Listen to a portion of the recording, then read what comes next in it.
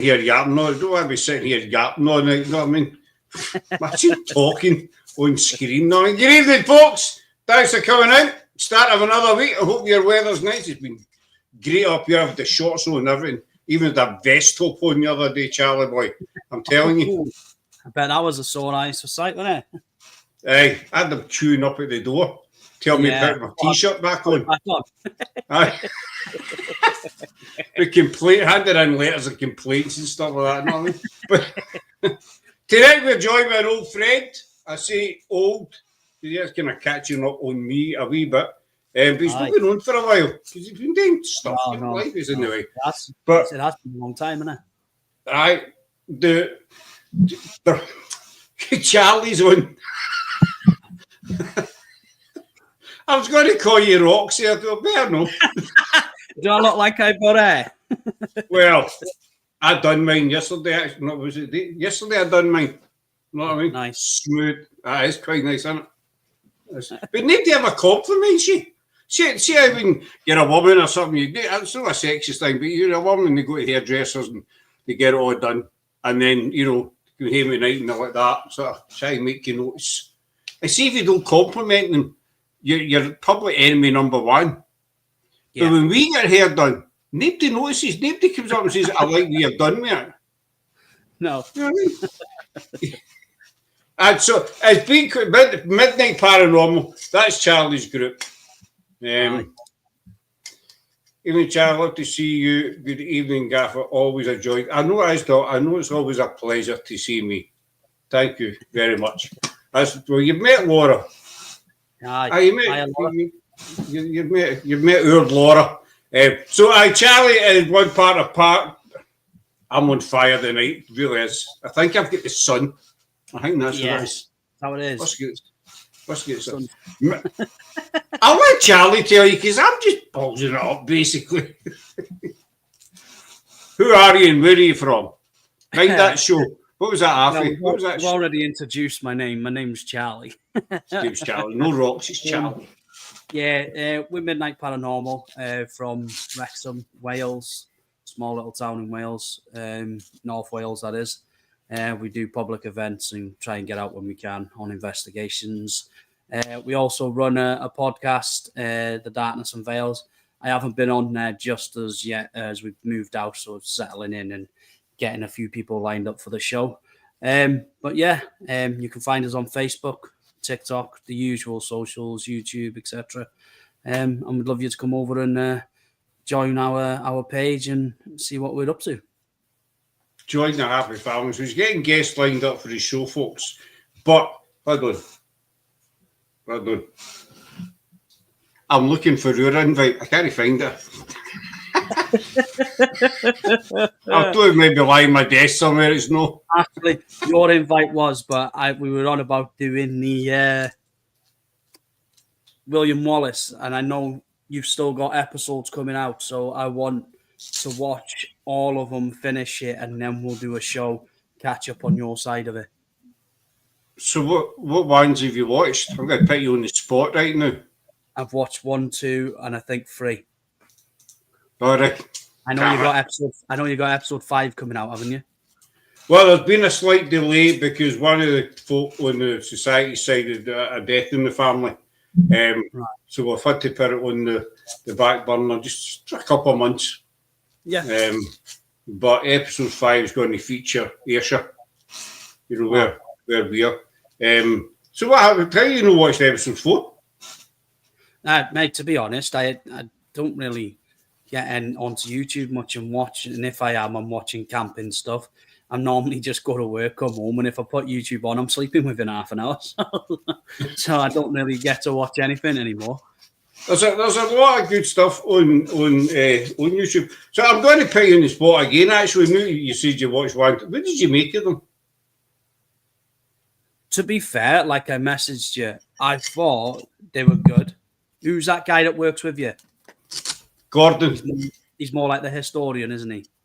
Aye, Gordon's part. He's not the convener. I think he's somebody with the treasury side of the society. Yeah, and like I said, you don't realise when you watch them how many monuments there are.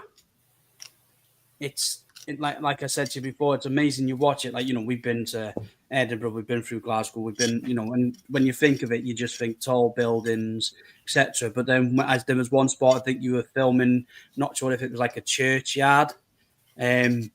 You had like massive buildings in the back, and then just this small little nice old historic building that, you know, he was talking about, like William Wallace and stuff like that. It was nice to see like them old historic buildings that you were talking about, and that's why I said to you, like, you know, the monuments of the buildings that you've been to is good. It's thank you. That was Rutherglen. That's the church in Rutherglen.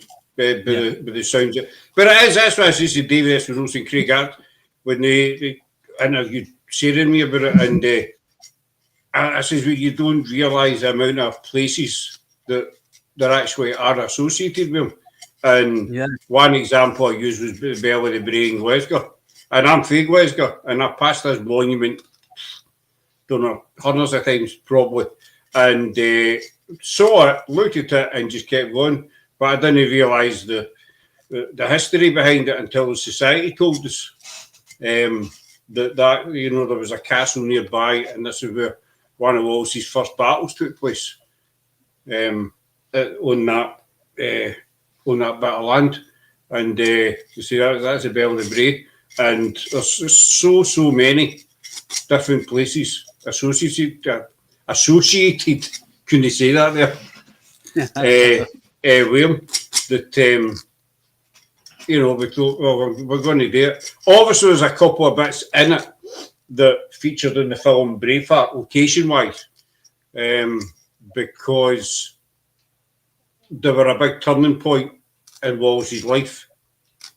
So we had to include them in it. You know, like Battle of Stirling Bridge was his first major victory, basically. And then you had the Battle of Falkirk, where he was actually defeated. Morrissey, doing Wallace has been a huge eye-opener for us all, relishing how many monuments there is and where Wallace busted was, etc. Where Wallace busted was, I think Laura's been out in the sun. Don't really mean though where Wallace busted was. Hopefully she'll explain that one. But no, we enjoy doing it in the society. They're fantastic. They're brilliant. You know, visited, and where Wallace visited. That's what she means. But I see the guys in the society, they're all amazing.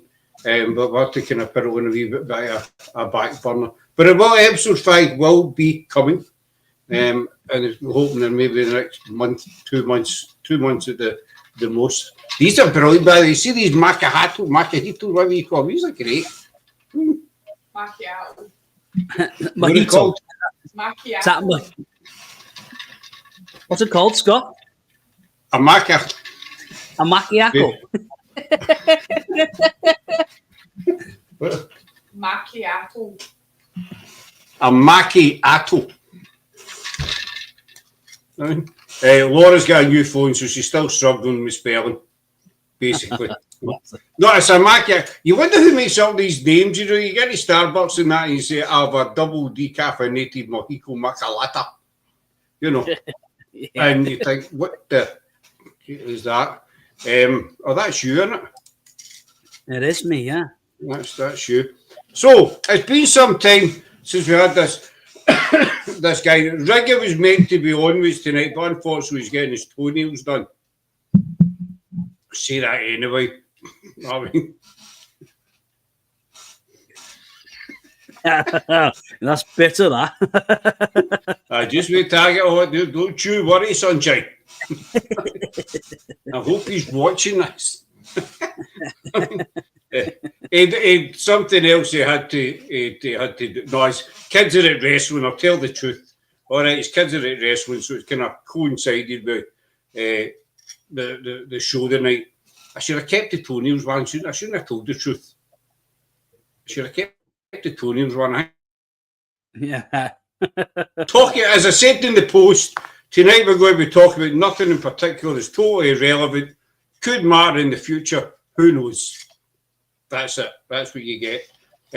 So what have you been up to, Charlie boy? Apart from moving house, because your house is fine. Apart from your garden. Much, nothing really major. I think we've done a couple of investigations with team. I've also been out with Ian from Haunted Echoes. We do a bit of exploring, so we've been out doing that. But other than that, mate, just working. Home, doing the house, looking after the kids while Roxanne's in work, and just day to day things. To be honest, mate, I don't really get much time to do anything else. So at the moment, I'm just trying to make time. Like, I know it's only April, 6th of April. I have to look at the date there. The 6th of April. But do you know, like this year, as included, investigations have been kind of slow been on the ground. Yeah. We've got one next week in Leeds. Next week or a week after, Armley Mills, with New Dawn Paranormal. But after that, I think our next one is June the 7th. And then after that, our next one is August that we got booked so far. And nothing after that. I think it's just been one of those ones where we're just going to start looking at doing more teams shares now as well and collabing, just to get to know what more places are like, and it's cheaper cost as well for us all. But yeah, it has been slow. That's Laura's other half. It doesn't look like that now, by the way. See that picture in the photo. See, this is what happens when you get too much sun in Scotland. It affects your thinking, your speech, your whole well-being. Because we're not used to it. I mean, this must be about day 4 or 5. And there's not been a cloud in the sky or last week, so it affects you because you start to think that there's something wrong.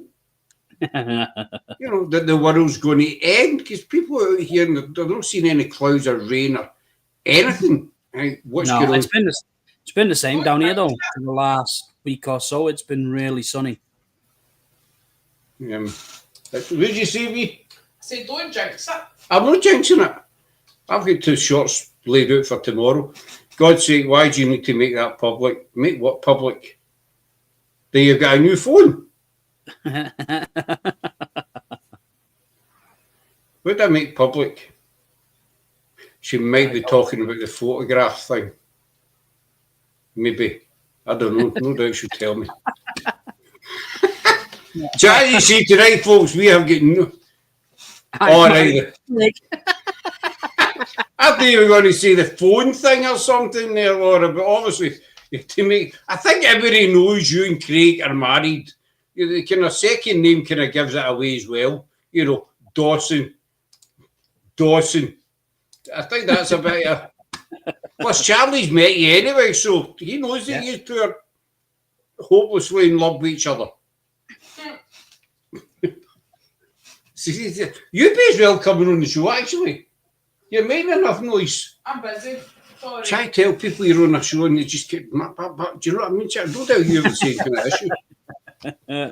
But no, mine will be well alone. I'll just go back to my coma. Scott has more skin to protect from the sun due to his head. Scott has more skin to protect from the sun due to his head. I think he's trying to say you're bald. Bald and proud. You know what I mean? Bald and proud. Anyway, I kind of lost track of what we were saying. Aye. Investigation-wise, that's what we're talking about, wasn't it? Yeah.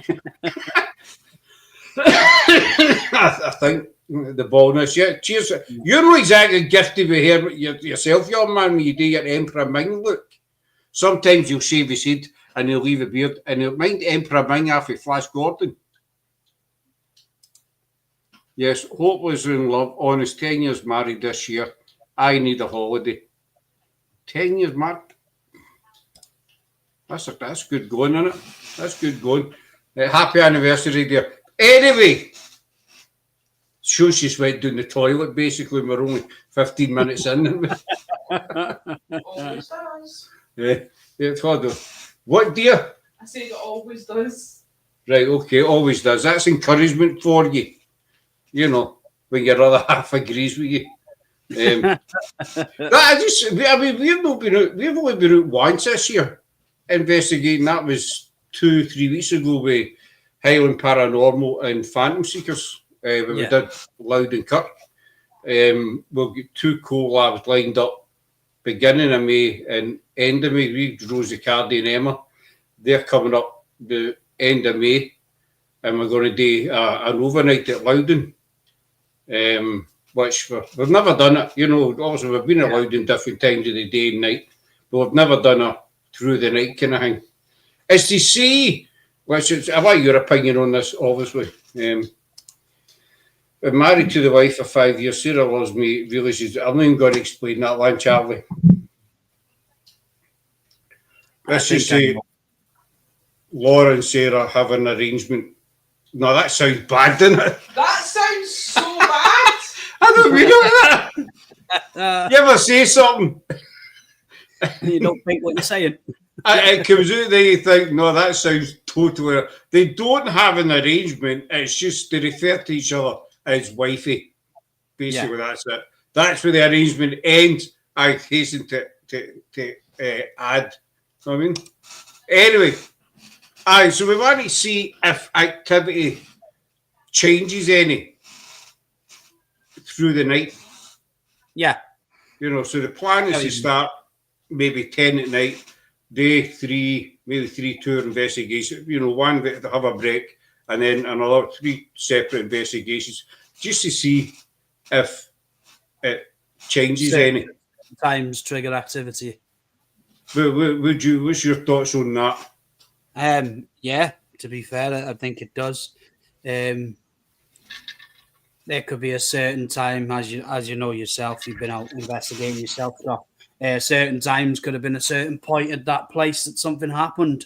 Certain dates, certain times. If you're out there, 3 o'clock in the morning, excuse the punt and the witching hour, but you never know. You could get something. I do believe the longer you're there, maybe the more comfortable spirits are there with you and want to give you more activity. I think sometimes you need to be in a place longer to try and experience that. Aye. The spirit, I mean, we've been at Loudon for about 3 years, no constantly,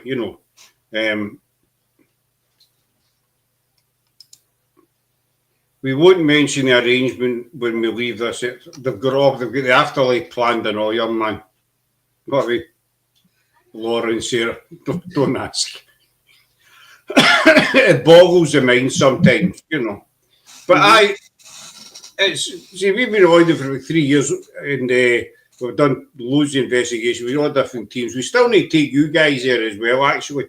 But so we feel that the spirits have got used to us now and they know who we are by name, etc. Some folk might say I'm talking bollocks, but you know yourself, Charlie, it does happen.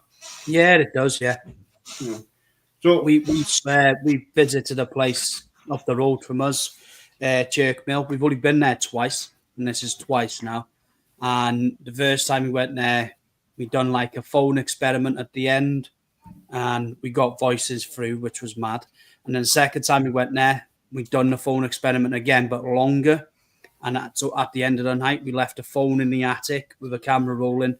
We were down in the base room and we were asking questions. And the responses, mate, I swear to God, were unbelievable.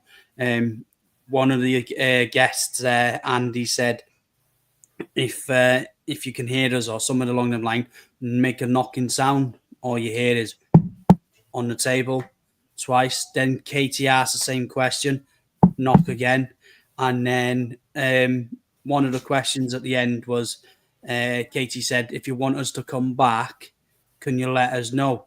And me being me, I just went, I'd piss myself now if a voice come through, no F off. The next minute, a voice come through, yes, full on deep man's voice. Like, because it was like we were being, that we were really respectful when we were there. And that whatever was there spirit-wise liked us being there and wanted us to return. Because I think spirit can pick up on whether you're genuine or whether you're just there for, an ego trip, basically. Yeah, yeah.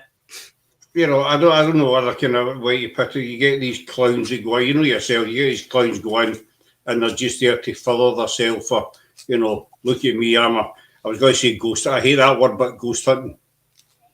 Because it makes you sound like you're going out with a big net and a torch. When it cats. But I think spirit knows when you're genuine, and the more longer you spend in one location, the more they get to trust you. Here's a question. Might sound stupid, but I usually ask daft questions anyway.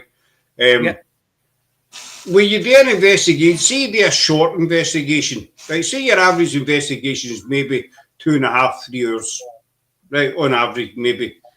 If you only do an investigation for, say, half an hour, I know spirit is no concept of, well, as far as we know, they're not the same kind of concept of time as what we have. But if you only do, say, half an hour, do you think spirit gets disappointed if you leave early? I don't know. It's a good question, that. I know that, there's been some places, like I just said, Jerk Mill, the spirits make it known that you want you to go back. But half an hour, unless you get anything definitive, right, I'm going now. This is the last, chance you've got. It's been half an hour, and then you say, right, I'm leaving. Then the spirit wants you to stay, and it does something for you. Then I could say hang about. They'd want you to stay, but I don't know. I think you need longer. I'd say you'd need a lot longer than half an hour. God, I've been on investigation for hours, 8 hours, sometimes 9 hours, and not had a thing. And I've gone back to the same place, and within the first 15 minutes, it's kicked off. So I don't know. I suppose it depends on where you are, the location, how you are, how you're interacting with the spirits, what you're doing to coach, if you like, say coach, but coach the spirit towards you or what have you. But I think you certainly need longer than half an hour. No, what I mean is if you only do a short one and you say it's first, right, thanks very much, we're going home now. Do you think the spirits maybe sit and think, they didn't stay long, I was looking for a chat? Do you know what I mean? Or have I lost you? No, I get you. Yeah, maybe, yeah, if they're interacting with you and then you say, right, that's it, they could feel disappointed. I don't know it. Well, in some places you do, don't you? You know yourself, spirits interact with you and they want you to stay. They keep interacting. So, yeah, maybe they are disappointed. Maybe there is spirits that are more intelligent that know when you're communicating with them, they're communicating back. For them, that could be a piece where they're stuck between the realm, if you like, that they think, I got a bit of company and I got someone to talk to, and then you leave and it's like, right, back to square one. Yeah, it could be. They could be disappointed. It could be a point where the spirit thinks, they've gone again. I am disappointed. Yeah, possibly. Another thought that popped into my head was, and that's another question. Again, it might sound nuts, but we do an investigation, say on a Saturday, right? Whoever team's investigating a Saturday, and then you think, well, the following Saturday, we'll go back out. So we go home on Saturday night, Sunday, and that we're all going about our normal daily lives, whatever we do, work-wise, house-wise, whatever. What do you think the spirits are doing? What do I think the spirits are doing? Aye, well, we're away doing our own thing. What do you think they're actually doing? Because they obviously still exist. Yeah, well, it all depends, doesn't it? It's see what I mean about a daft question. No, it's not daft. It's one of those that if they're doing their day-to-day thing, like they say, a residual energy, it's living their past life. That to them, if they're still around, and it, like some suggestions are, we go back to the best time in our life when we die, and that's the moment we stay in, and etc. For all we know, they could be just doing their day-to-day things, and just when you acknowledge that you're there, as in passing, if you like, and then when you move on to do something else, they're like, right, I'll go back to my own little thing that I was doing before. I'll go back up the road now, Yeah. basically. You never know. You never know. I think, to be honest, we'll never know until we pass.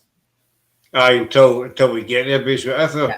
If there are interactions, you could be the first person I spoke to in hundreds of years, so you need to. No, that's true. We've had that way. I think we've had it with, pardon me, Caldwell, Loudon, places like that. Dalfaharn as well. I know Dalfaharn wasn't very active, but there was, some kind of activity there. No, it's just one of these thoughts that pop into your head, thinking, well, what do they do? Where do they go when we're not there? Have they got, as you say, an everyday life to get me carrying on with? Do you know what I mean? Yeah. Sometimes, you know that you're the same, Charlie. Sometimes I just get these questions pop into my head. Sorry. And it could be totally insane. Another one is, I was talking to Debbie Ison. Well, there was two of us talking to Debbie, but one was the old, our graveyard's haunted. You know that old scenario, that old cherry. And so I says, well, what if they're no haunted as such, like 24/7? What if when we go, like say, for instance, take Loudon Kirk, there's a certain family plot there. Every time we go, a certain member of the family tends to show up. Now, in my mind, he's not there all the time. So is it a case that when we go near his family, or his family's plot, he comes because he knows that we're kind of somebody around my family? We think he's actually still looking after his family. So is it a case of when we're there, see, it makes sense in my head, but try to explain it sometimes it's a bit mishmashed. So is it you mean like because you're going there to call upon his family, if you like, he's there protecting them in death as he did in life? Yeah, possibly, yeah. So he knows that you're approaching, and to him, that's his family, that's him guarding. I don't want you here, or if you want to talk to the family, you talk to me. Basically, I said, could that be the scenario in graveyards? I dare say there is. Yeah, if you look back in going back years and years and years now, like you said, family plots. When them people used to die years ago, they used to get buried pretty much next to each other, or same plots, or etc. So, yeah, if they're still, longing after the family, perhaps, yeah, they're still protecting death as well. Laura's saying maybe they're working a job they love. Maybe it's like what Charlie says, they can visit particular times in life they love to visit. Particular times in life they love to visit loved ones, etc. That's brings me to another question as well. So you're getting some questions tonight, Charlie. It's not just kind of bollocks talk, basically. It's after 9 o'clock, so I can say bollocks. You know what I mean? Yeah. Mind that, the 9. I wonder who came up with that, the 9 o'clock watershed. Do you remember when that first was introduced?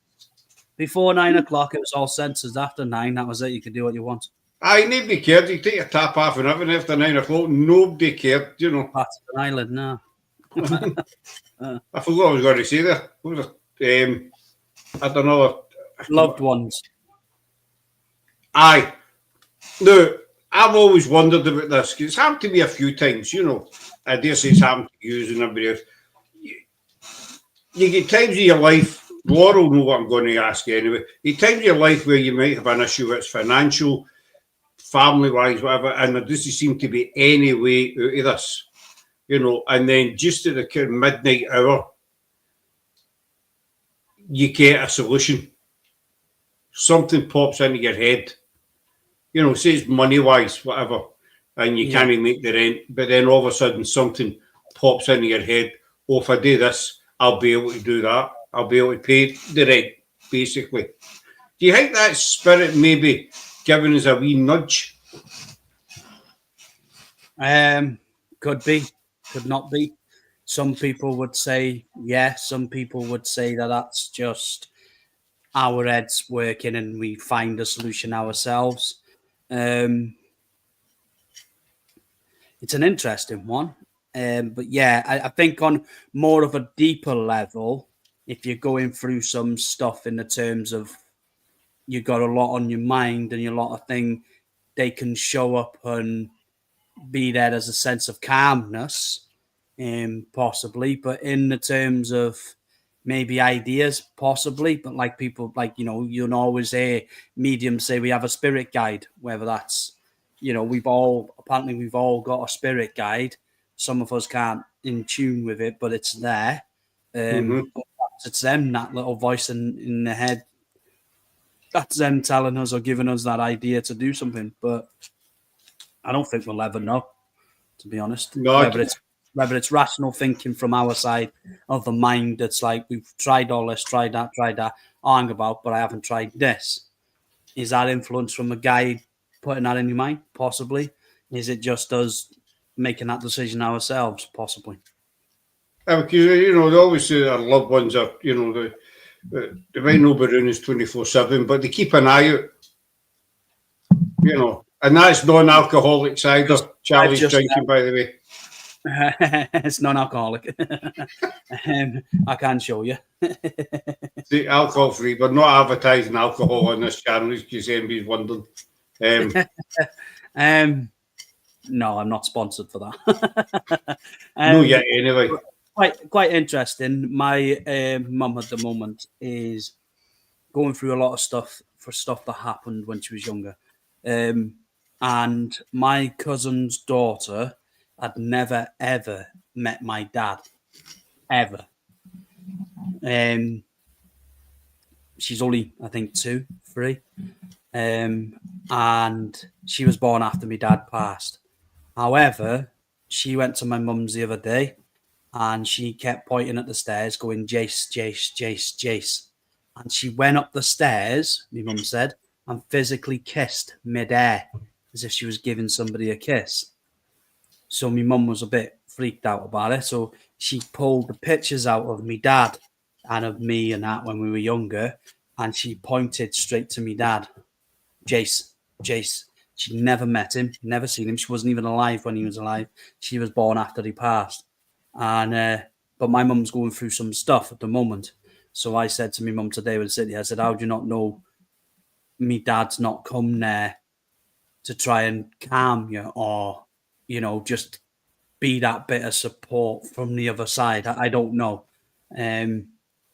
But it's weird how, you know, my dad's never been to that house where she lives because she's with somebody else. And all of a sudden, my cousin's seeing what potentially could supposed to be my dad there. And my mum's going through some stuff at the moment. So, yeah, I do believe loved ones do follow you, because he was with my mum for 17, 18 years. And they always loved each other. They always had and they always did. But I think it's just a case of your loved ones come back to support you when you're going through something or a change in life.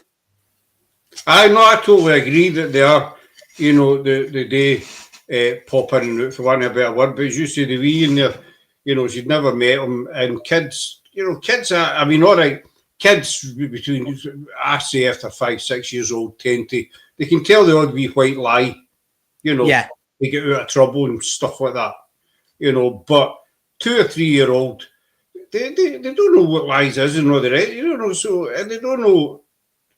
If it'd been somebody a lot older, then you could say, well, maybe they're just at the wind up, you know, a teenager or something. Yeah. But for a kid that age to, you know, to, especially I mean, I've seen videos as well where you get kids and their parent will take them to visit their, you know, their mum or their dad's grave or whatever. And you see the kid turning around and waving and stuff, or talking to, but it looks like the headstone, you know. But you think, well, who's that kid talking to? Yeah. You know, and who they wait. That kid's obviously seen somebody that we know. You know, and I'll say a comments up in a wee second, Laura. And And it's the old imaginary friend scenario. You know, for years and years, you know, we told kids imaginary friends. But what if they're no imaginary friends? What if they are, in fact, you know, spirits? They might not be family members. It could be anybody. Yeah. You know, I mean, we've all heard countless stories about imaginary friends, and it's a wee boy or a wee girl, something like that, and we say, oh, it's on her head, you know, she's only 1.5, it's only 2. But who's to say, but, you know, I mean, that is quite interesting, that the wee had never met, you know, your dad, but the name and the pointing at the photographs and what have you. You can't debunk that one. Do you know what I mean? No. For want of a better word, you can't say, well, she's talking rubbish. We've discussed this. Actually, I'm paying me after paying all my bills, like £35 for food for a month. Only Craig knew. I went to a field weirdly where Scott's house is now built. I prayed. By the time I got home, there was an envelope through the door containing £100. No card, no nothing. So who's to say that somebody didn't hear Laura and you passed on a message to sort of whoever put the envelope through? Yeah. I'm not saying they phoned them or anything to text them or whatever, but you know what I mean. So it's things like that we just can't explain. But I believe they're always floating about somewhere. You know, yeah. Well, you know, you think about it. I think there was a story I heard years ago, and I'm sure it was a guy. He was from America or somewhere like that, and he said he was a medium, and it stuck with me for a while. And he said everywhere you go or everywhere he walked, he would see spirits day to day walking down the road, in grocery shops, in supermarkets, in buildings, etc. And these were dead. But that's because he said for him, that was them doing their day-to-day thing. They were going about their own way on a day-to-day basis. And he said it is mad how in tune he was to be able to witness it. And I just think, well, yeah, if you think about it, years ago, the land, there was nothing but farms and moss and, you know, swamps and etc. People died. They would have got buried there or burnt there. And then, you know, there wouldn't be none of this designated area. They're just where you drop, you died. And that's, you know, to die there, you need to go to that corner right there. Yeah. You know, that's a dying corner. No, I mean, I get asked, asked a couple of times, have you ever seen a ghost? You know, and you need to answer that. I think at Loudon Kirk one night, it was a millisecond, I seen a little girl behind these bushes near that family plot was stuck whatever. But it was as if she was poked to the side of the hedge or bush, whatever, and then straight back in. But I can't say 100% because I'm not sure it was like that. You know, if 2 or 3 people had seen the same thing at the same time, fair enough. But so I can't say 100%. But it's when people say, "Have you ever seen a ghost? Have you ever seen a spirit?" I say, "Well, I don't know." Because what does a ghost or spirit look like? Yeah. You know, you've got all these, you know, they're transparent, there's a black shadow or a mist, or, you know yourself, so you got all the descriptions. But you think, well, maybe they're just, because there are many accounts of people saying, especially with loved ones, as you were saying earlier on, but loved ones and what have you, that I read, it was months ago, about a woman whose dad was you know, near death, and she looked outside the door and she saw him on her path, a garden path basically. He was standing there, solid as anything, and she actually went and opened the door. She's saying it was her dad, but then she found out that her dad passed within minutes, you know, at the time that she'd actually seen him. Yeah. You know. What Laura said is true. It happened now. They filled his houses. It was lovely. Now anybody can live in it. It still is lovely. This is where we live. Yeah, going on that, what you were just on about then about spirits and that, and she didn't know her dad had passed a couple of minutes. So Ian, the one I go out with a lot, his wife works in the hospital, And the story that he told me from his wife was honestly, mate, amazing. So a doctor got called from surgery to go to a ward to try and save this man's life. Halfway up there, he got stopped in a corridor by a man asking him where the exit was. And he said, "Listen, mate, I can't, stop. I gotta go. I'm in a rush. But if you go down there, blah blah blah, there's a door." He got to the ward, and it was a man he was talking to in the corridor. The security looked back on CCTV and saw him talking to somebody when nobody was there, and he was pointing to the exit and everything. Wow, but he obviously was a doctor. Do you know what I mean? Yeah. So he was talking to this gentleman about believing that he was asking for, where the exit was. When he got up to the ward, the person he actually been called for was the man he was talking to in the corridor, but was dead in the ward in the bed. I mean, how do you explain that one? And when they look back on CCTV, they said there was nobody there. He was just talking as if he was talking to himself, but he pointed towards the door and that, and where the exit was, and then carried on running towards the ward. You can't explain that, can you? No. It's with the one place I'd love to investigate is the Royal Infirmary in Glasgow. It's all been done up, but part of the original building's still there. It dates back to Victorian times, and it's said to be one of the most haunted places in Glasgow, especially the top 2 floors. There's dozens upon dozens of reports of nurses, doctors, seeing people walking down the corridors and stuff like that just aren't there. They're spirits, basically. Some are solid, etc., but it's still a working hospital, that entire section of the building as well. So it's been put, but I would love to get in there for a night and just wander about. Yeah. Because it's said to be really, really active. But unfortunately. But I mean, these places, like I say, to that, it dates back to Victorian times. So you imagine, no doubt you get places like doing your end as well, Charlie, the amount of death and suffering and all the rest of it that these places are seen. And you get these individuals still hanging about. Is that because they don't realise that they've actually passed? Like I say, that case where you're talking about the doctor and the gentleman, maybe this guy didn't realise he'd passed it and he thought he was going home. Possibly.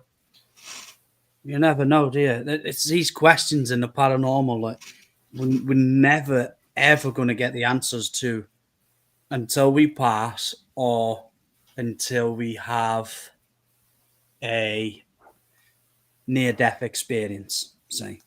I know I was talking to Michelle. I was on her show the other week, and I was talking to her, and I was on about when I investigated Poole Park Asylum.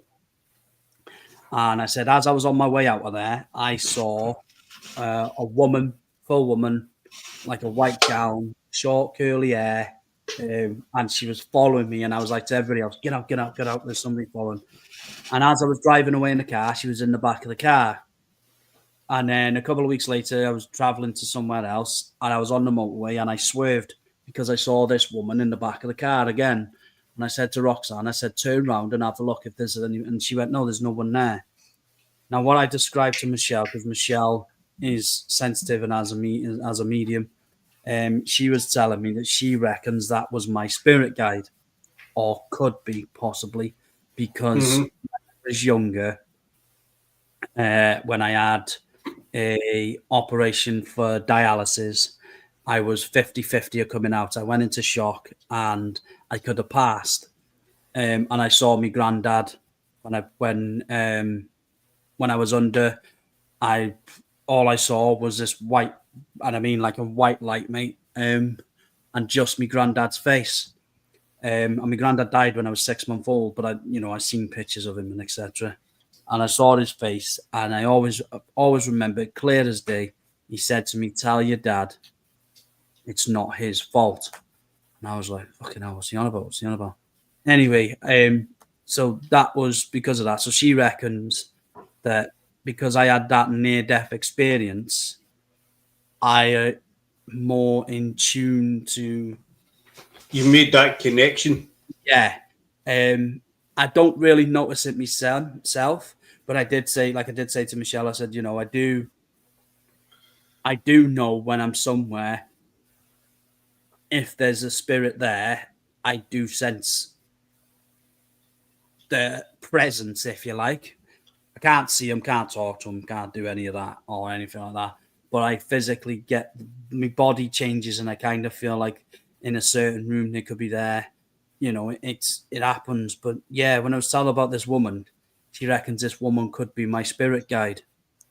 But honestly, mate, I've never seen anything. I was petrified of her. Absolutely petrified of her. I think looking in your rear view mirror and just seeing some strange woman sitting there would be. No joke, I was on the motorway and I swerved because I saw her in the back of the car and almost crashed. And Roxanne was like, "What are you doing? She started effing and jeffing. Make sure you drive it proper, blah, blah, blah." And I said, "Just look in the back of the car for me." And she had a look and she went, "There's nothing there." And I went, and I breathed. But it was the same woman that I saw as I was coming out of Poole Park. But it makes sense now because in Poole Park, I don't know what happened there. My whole body changed. My whole attitude changed. And I felt like stabbing pains. I went down and then I got up and said, "You can't hurt me." And this voice captured this voice saying, "I just have done." It made sense and it thought to me, well, was I really, if this is my spirit guide, was I really in danger of something really seriously happening or hurting me in this building? And that's why that woman was there to protect me. I don't know, mate, but it's just mind-boggling, the whole paranormal itself, and we're never going to know. Never. There's 3 points that I picked up with just for you. So I've started coming up with Craig first. The night after Laura's cat Archie died, I saw him sitting on our landing, full colour ginger cat. Mad, isn't it? Just you say, maybe when you're up, that you did make that connection. Obviously there was an intentional or whatever, and so your spirit guide has followed you since. Kept an eye. I always say keep an eye on you, because I think if you tend to say people, they're following you about, it can freak them out, but I think it's better just saying they're keeping an eye on you. I mean, after that, when I had my accident years and years ago, I've told you about this, the seatbelt incident, it was strong in the back, put your belt on, it wouldn't shut up, and then further up the road, I had that accident. Police say if you hadn't your belt on, you'd been through the windscreen, basically. So was that my spirit guide, telling me? But prior to that, I'd been to see a medium years ago, and she told me many things. But she told me about one of my ex-girlfriends who'd passed away.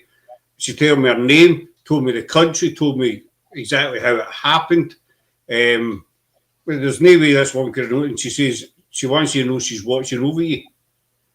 2 weeks later, I went to a different spiritualist church, and this young lassie was doing the medium, and she says, "Alison wants you to know she's still watching over you." So I started looking about for this other medium, you like that. But she wasn't there. This was way on the other side of Glasgow.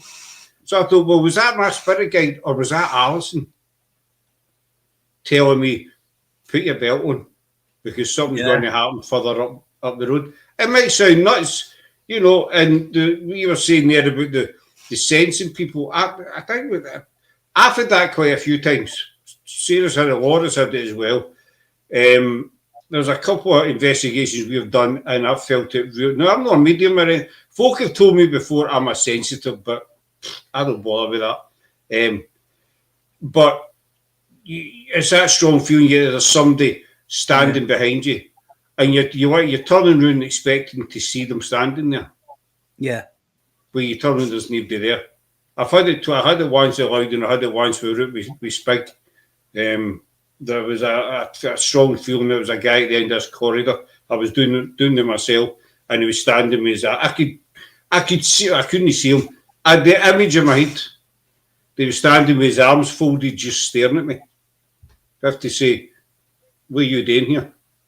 What do you want? Yeah. So I totally get what you mean. That you can feel them about, Yeah. but you're no psychic. Maybe they just like their presence known. Yeah, and to be fair, now talking about it now, it clicks as well. Going back to my first ever investigation at Stanley Palace, I was upstairs on my own in the back room, and something popped into my head: take a picture, and I took a picture and caught an apparition. And just thinking about it, then just clicking is it something then that wanted to, like you said, want to be known, want to be saw?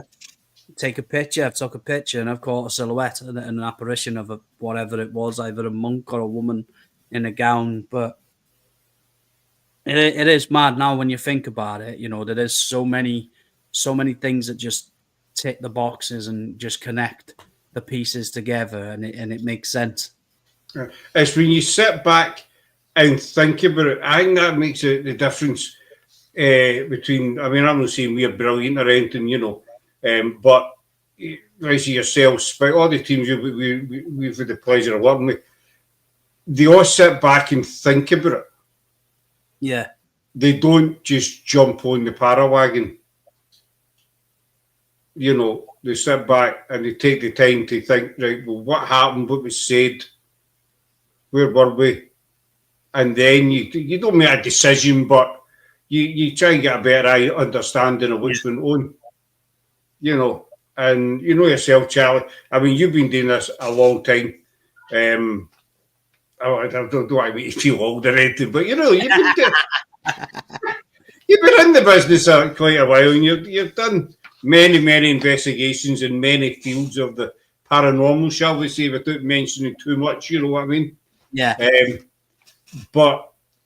you just get to experience, and you know what's real, and you know what's no. Yeah. I think it's a lot of that as well. I think over the years, possibly when I first started, I was probably a bit juvenile to it, if that's the correct word to say, naive. But over the years, when you witness things and see things, you do start to pick out things that you see people do, and you know full well that it's not right, or it's being faked, etc. It's like Ouija boards now. I do not really trust anybody on a Ouija board unless it's myself. Mm-hmm. Because I can't. I've seen many times on occasions people using the Ouija board, and you can physically see their fingers pushing it. You can physically see. I was at one investigation once, and I didn't even know, but Roxanne had mentioned the story about my dad when my dad first passed, said how it happened, blah, blah, blah, blah, blah. Next minute, I was in a room with these people on a Ouija board, and they made it out that my dad come through and told me everything had happened. And then Roxanne, I could hear Roxanne shouting, "That's a crocker shout," excuse language. But she said, because I've already spoke to him today about the story, and now they've just used it against you. And I was like, it's awful, because it's, for me, I think I let me guard down a bit then. I was like, oh, fucking, it's my dad. It's my dad. He's saying all the right things. The questions I'm asking, it's all right. And then I asked one question and they couldn't answer it. And I just said, what's his dog's name? I said, if this is you, what's your dog's name? Because I have his dog. And they couldn't answer it. They said a male, it's a female, saying all these different names. And it wasn't. Her name's Lucy. And they didn't get it right. And then that was then for me, that was like, wow, I've just let me guard down and somebody's just took advantage. So now, personally, I don't believe half of the stuff that I see with Ouija boards or stuff that can be manipulated, etc. Unless I know nothing's physically interfered with it, or I've done it myself, I will not believe anything now. I think now, being in it for so long, I question the paranormal a lot more. I always take a step back now and think rational about it. So does Roxanne, so does Katie. Not everything is paranormal straight away. So now we like take a step back, look at things, like you said, evaluate it, think about it. What was it? Was it this? Was it that? And then, unless you can't definitively prove that it's not paranormal, then you got to ask yourself, well, is it or not? But no, I keep my guard up now, and I'm very closed off to when people are using certain types of equipment.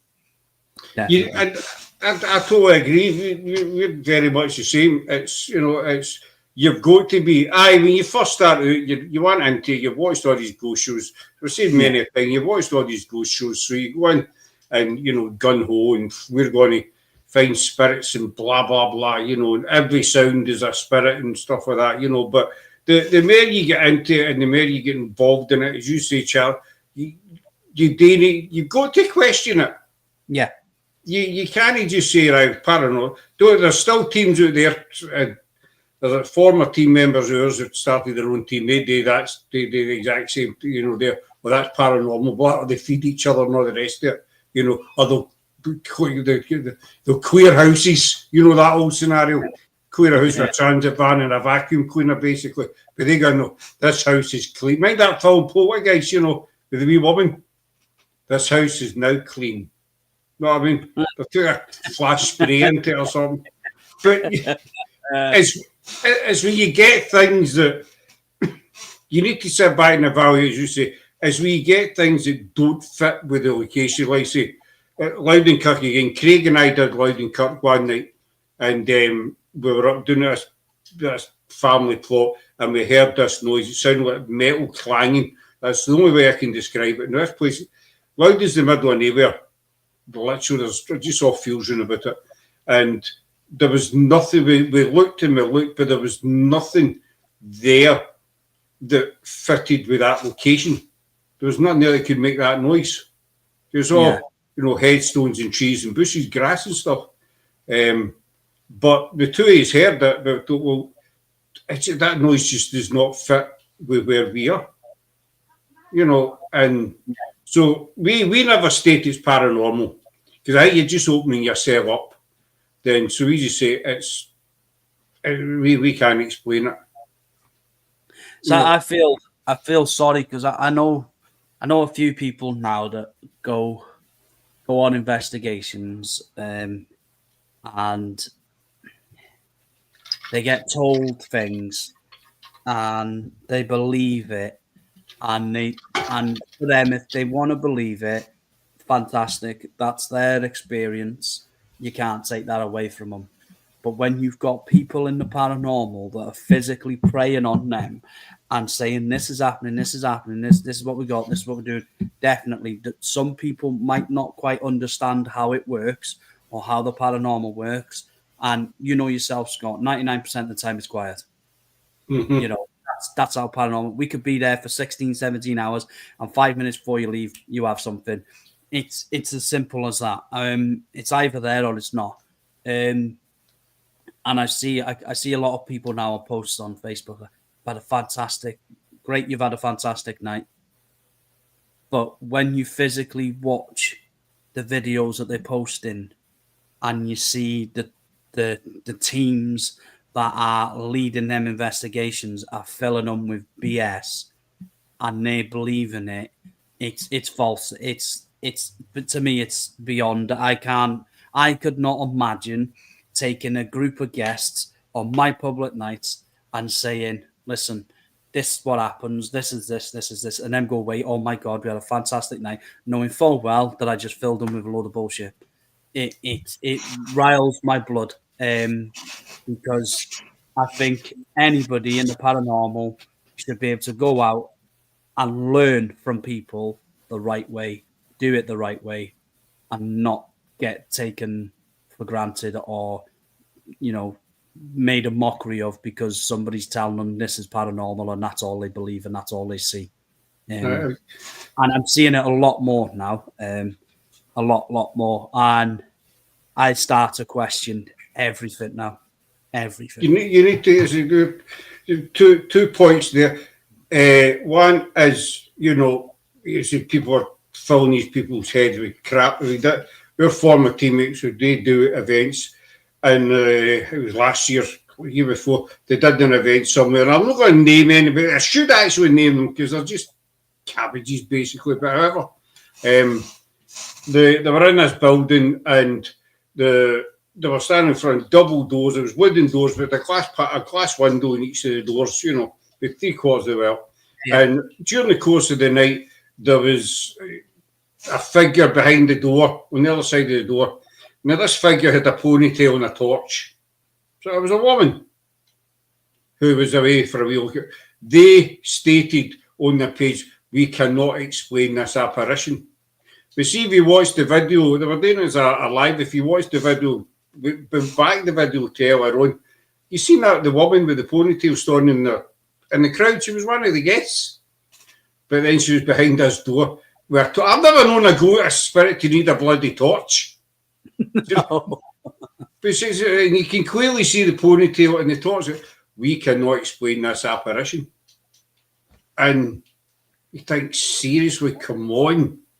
Yeah. Do you know what I mean? And people were believing this, but I mean, we don't do events. We never have. We looked into it a long time ago. We scrapped it. I think if you're going to I don't use the events, but if I was going to do an event, say 20 people there, you know, you get the 20 people in and say, right, well, this is normally what we use, K2, explain what each wee bit's for, you know, and just say, right, you have one of them, you have one of them, right, on you go.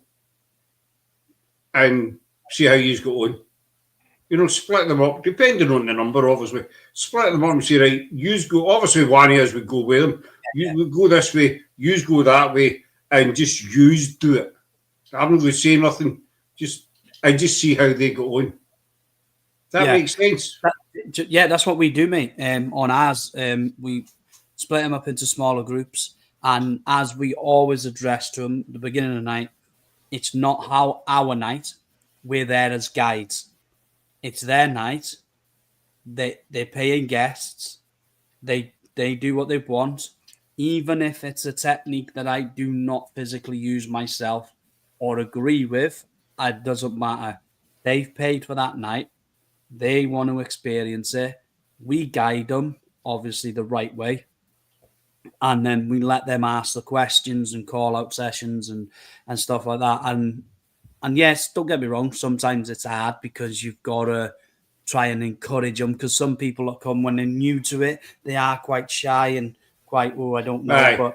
But I always say to them, like, you know, you never know, your voice could trigger the activity. You could be familiar to them. You could look familiar. You could look like some, etc. So, but no, we do that, mate. We split them up and we say, it's your night. We're guides. We're here to help you. We're here to run the night. But this is your night. You investigate. And honest to God, the amount of times people will come to me and said, you know, I can't explain this. I've witnessed. And if they tell me, I'll be honest with them and I'll say, oh, well, this could be this. This could be that. It could be that. But if I can't explain it, then I'll say to them, you know, you've had a cracking catch, you know, or whatever. Like, but no, I would never mislead them. And I always make sure they know what's expected of the night and what's going forward. Like, so, yeah. You've got to, you know, because these people are paying 20, 30, 40, I don't know, whatever the cost is, depending on the location, obviously. And they're paying for an investigation. And so, you know, I've watched teams and doing events, and it's the team that will do the investigation, and everybody will be standing around the outside, you know, against walls, whatever, and they'll just be, and that's it all night. And if it was me, I'd be off. I'd be saying, you know, stick this. I didn't I should watch this on YouTube at 8 for nothing. You know, I wouldn't be thinking. But here, I just noticed the time. Here's a question. Now, this is referring to a location that you and I we did together, you know, with the rest of the guys and girls.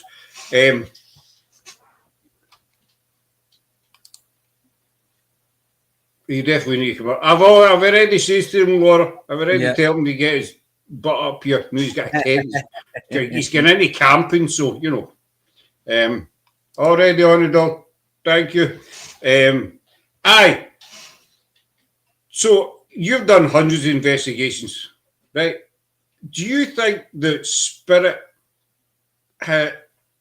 is capable of interfering with turning cameras off and on, basically? Yeah. I do believe. I believe energy is a main source of a spirit. They need energy to, you know, do what they need to do to interact with us, to manifest, if you like. Cameras carry batteries, torches, batteries, etc. So yeah, I do believe that I've had it in the past, and I've also witnessed it with us, where cameras have turned on and off at a location, lights flashing because batteries are being drained on and off. So yeah, I definitely say that spirits can manipulate equipment that is battery used, and they can drain that source of energy from the battery and manipulate it. So what about turning the camera off? The reason I'm asking is I was talking to David. We asked this question last week, and I was telling him about the Ivy House. Yeah. Oh, the one where you camera was getting switched off and on. Aye, when I've been doing the stairs, and I said on the show that there was everybody was up the stairs, was you can back up. Yeah, no, there was nobody in there. I put the fresh battery in, back up the stairs. It'd be 10 minutes later. We all came down the stairs, and the camera was off. Yeah. And then it turned back on. None of us touched it. No. But it went back on. And so that's what started me thinking, well, is it a case that spirit doesn't want to be seen? Possibly, if it's an intelligent spirit. You know, when you've been to locations, if you've got an intelligent spirit that knows you're there, doesn't, for example, going away just from Ivy House, a place I used to do Penalan, there's a spirit there called Eleanor. She used to speak to women all the time, would not speak to a man at all. After so long of asking the same question, she just ignored us. So whenever you mentioned something else that wasn't on that topic, she'd answer us. So yeah, I do believe that if you've got an intelligent spirit in a location that does not want to interact with you, could possibly turn off a camera. Mm-hmm. Just as you say with that woman, Eleanor, I know I was going to wind up, but I want to come back there. It's just the Ivy House, it started me thinking last week. I know it was a couple of years ago now, but it started me thinking last week, well, if that's the case, if somebody did turn that camera off and then back on, which beta is what everybody witnessed, did something happen in that time that the camera was off that spirit didn't want us to see? I'm not talking about the room getting wrecked tonight because the room is still fine. No, you know, possibly. You never know, mate. Like I said, if it's an intelligent, it's going by a state of day. Was there something at that time was happening? It's turned off. I know there's a lot of stories of Ivy House of what happened, and you know there was a negative spirit there. Whether they're true, I couldn't really confirm and say yes or no. But the stories are there was a man there that used to beat his wife. He was a bit of a narcissist, and could it have been him? Perhaps he didn't want to be seen in the house, didn't want to be witnessed because he was like the main hierarchy, if you like, of the house. Perhaps it was him. Perhaps him. He didn't want to see anything. He's turned the camera off, and then another spirit, could have turned it back on. It doesn't necessarily mean that it's that one spirit. You could have one spirit turning it off, one spirit turning it on. I've been in places before where you've heard multiple spirits communicating to each other. So it could possibly be that when your camera got turned off, that was a spirit that didn't want to be seen, and then perhaps another spirit's turned it back on that wanted it to be seen, if you like. But I don't know. But I definitely do believe that spirits do draw energy and can manipulate equipment. And definitely that night, that camera got turned off and turned back on by something unseen, and none of us knew what it was. I was just told. I told a few people about it and say, I've never heard of that happening. I say, well, I can assure you that happened. And there was, I don't know, over a dozen people there that all seen it. you know, and it's not an everyday event. But just lastly, you talk about that woman who wouldn't talk to men. Eleanor, yeah, she wouldn't talk to men. So We've encountered spirits, and no doubt you have, you know, many times, and every, you know, a lot of other folk have.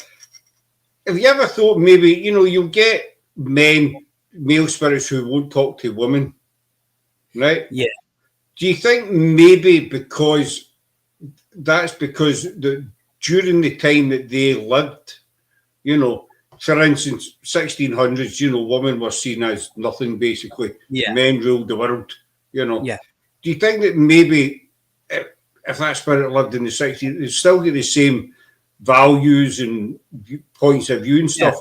You know, so that's why I won't talk to her. She's a woman, she's inferior to me, you know, or maybe the woman's a case of, well, that's a man, we're not allowed to talk to men, so I can't talk to him. It could be, but then there was the backstory of it was supposedly this Eleanor was the mistress of the man of the house, and he disrespected her.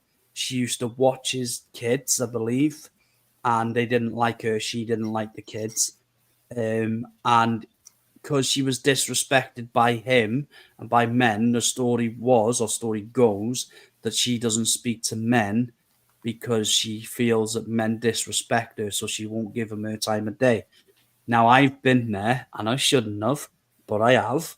And I've wound her up, and I disrespected her, and I believe I was going to swear then, but I swear to God on my dad's grave, I heard her voice clear as day in my ear go, Charlie, and I swear, right, there was an investigator next to me, and I went, did you just whisper something? What do you want? She went, I didn't say anything. I said, yeah, you did. She went, I didn't. But I had been winding up this Eleanor, and I freaked out. Believe it or not, I freaked out, and I went out the room. Next thing, a woman asked, was that you, Eleanor, who just scared him? And all the equipment went off. All of it, as if to say, he was disrespecting me. I've scared him. I'm in charge, like type of thing. But that's the first encounter ever she's ever spoke to a man. She will not speak to men. She'll only interact with women. But the story is that she was disrespected by her, you know, a bit on the side, if you like. And that's why she never communicates with men. But because you upset her. So she just, I upset her. Yeah. It was payback, basically. Oh, mate, honestly, I swear it was clear as day, proper Charlie in my ear. And I could feel the breath, the warm breath on my ear at the same time. And I just bolted out the room. I was gone. It's when you get voices as well, you know, and they're in real time. They're no, you know, we've had it a few times. We had it. It was right now where it was Spig at their location, and there must have been about 8 or 10 as we came out to one of the gym halls, and everybody heard this little girl say hello.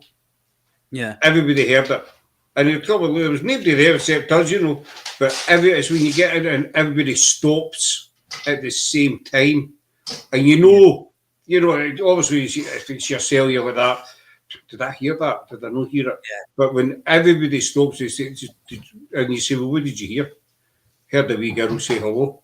Say, aye, that's, and everybody heard clear as day, hello. You know, and we've had 2 or 3 voices, and where did they come from? You know, I know with folk, you've got to try and debunk, you know, the rest of it. Fine. We always do. There's the missus just appearing out the background. And there you go. A paper there for you. Eh? Where are you pointing at? Top of the couch.